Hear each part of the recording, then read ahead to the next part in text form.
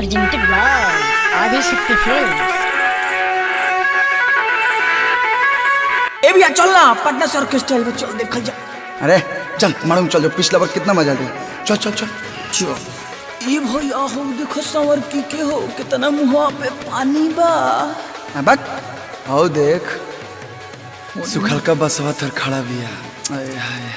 ओ ए भैया सुनर तो ठीक बिया लेकिन रोहन से छुछुनर लागतिया।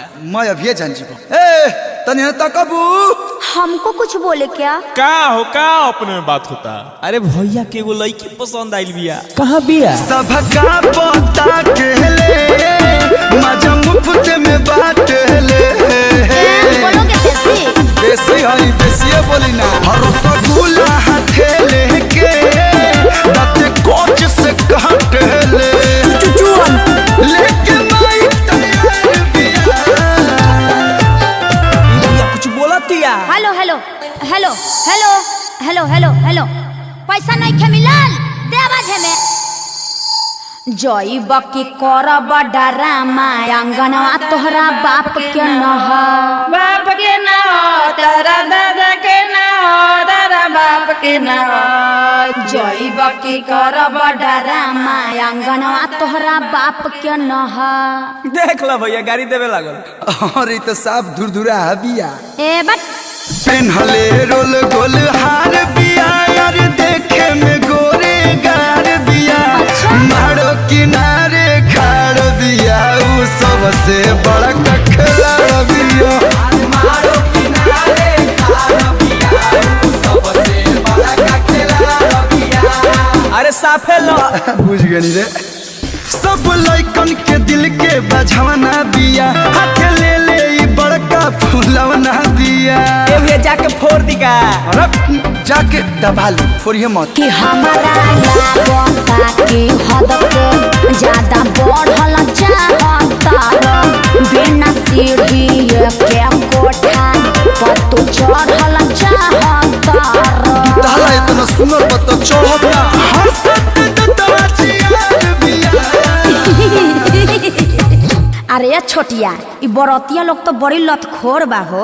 आना तनी डबल जोर लगा के गरियावल जाओ। ढेरा बोलब कि घरवा से जइबे हितऊ की बाहबा अब लागत लात जूता खइबे हितऊ की बाहबा। ए भैया बड़ा बोला तरी से तनी तनी विस्तार में बताओ तो। कि पेन्हले रोला गोल हार बिया ओरिजिनल है। हार देखे में गोरे गार बिया। नेचुरल ब्यूटी है।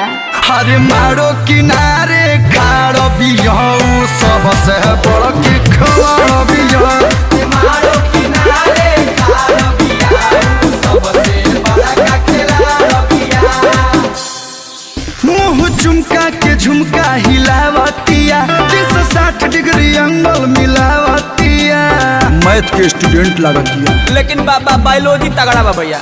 लागल बारो लालू फेरा में उबेरा ना होई। कलू करब केतन झमेला बाकी खेला ना होई।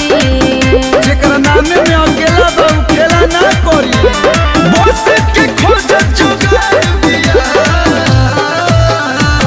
श्यामो आकाश फरहरे बालो। हाँ तो लो है छाटल गीत सुनो। गाड़ी लेबे घोड़ा लेबे लेबे हीरो हांडा लगाओ चार डांडा दिमाग होई ठंडा लगाओ चार डांडा। लूर लुफुत बाई तीनों मोले पे जाई। भैया एकरा से बतियैला में कोनो समझदारी नहीं खे। ई रात भर गरी आई। अरे पेन्हले रोल गोल हार बिया यार देखे में गोर गार बिया। हमारो किनारे खाड़ बिया उ तो सबसे बड़ा की खेला बिया। हमारो किनारे खाड़ बिया उ सबसे बड़ा का खेला बिया। एगो बात कही तहर गरिया पर बचन मुहवा ऐश्वर्या राय बच्चन लागता। हाँ तो तू अभिषेक बच्चन से कम थोड़े नु बड़ा। तो मुंह कता कतरू नंबर दो। पट गइले भैया।